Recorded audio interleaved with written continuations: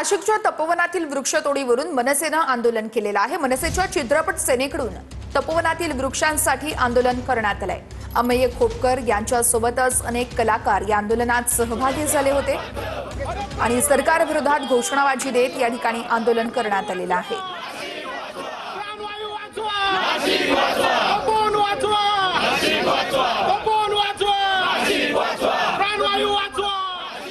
माझी मुख्यमंत्री साहेबांना विनंती आहे, जसं त्यांनी पार्थ पवारांना माफ केलं तसं आमच्या या तपोवनातल्या झाडांना माफ करावं। तपोवनातल्या एकही झाडाच्या फांदीला हात लावू देणार नाही। मोठं आंदोलन आम्ही छेडू। गिरीश महाजनांच्यावर कोणाचा विश्वास नाही आणि ते बोलतायत ते खोटं बोलतायत। त्याच्यानंतर ते झाल्याच्या नंतर रेसिडेन्शियल करण्याचा त्यांचा घाट आहे। तुम्ही याच्या मागचा डाव समजून घ्या। खाजगी बिल्डरच्या घशात हा सगळा एरिया देण्याचा घाट आहे। तर मनसेच्या चित्रपट सेनेकडून तपोवनातील वृक्षांसाठी आंदोलन करण्यात आलेलं आहे। अमेय खोपकर यांच्यासोबतच अनेक कलाकार या आंदोलनात सहभागी झाले होते। हातामध्ये आपल्या मागण्या घेऊन हे सगळे मनसैनिक या ठिकाणी उपस्थित होते।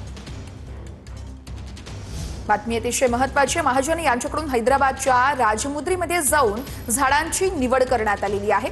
गिरीश महाजन यांनी हैदराबादला जाऊन राजमुद्री या ठिकाणी पोहोचून झाडांची निवड केल्याची माहिती आहे। ही फोटो आपण पाहू शकतो। हा फोटो गिरीश महाजन यांनी हैदराबादमध्ये जाऊन राजमुद्रीमध्ये जाऊन या ठिकाणी झाडांची पाहणी केलेली आहे।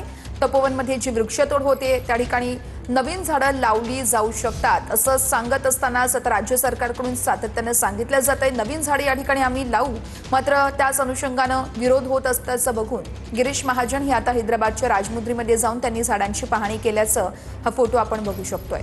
तपोवनातील वृक्षतोडीचं प्रकरण आणि त्याच प्रकरणी आता महाजन यांनी हैदराबादमध्ये जाऊन झाडांची निवड केली आहे। बातमी नागपुरातून आहे। नागपूरमध्ये मेट्रोच्या पिलरवर उपमुख्यमंत्री एकनाथ शिंदेंचे होर्डिंग्स लागलेले आहेत। नागपूर विमानतळ ते अजनी चौक दरम्यान एकनाथ शिंदे यांचे हे पोस्टर्स या ठिकाणी लागलेले आहेत। शिवसेना संघटक किरण पांडव यांनी हे होर्डिंग्स लावल्याचं सांगितलं जात आहे। नागपूरमध्ये मेट्रोच्या पिलरवरती उपमुख्यमंत्री शिंदेंचे हे होर्डिंग्स लागले आहेत।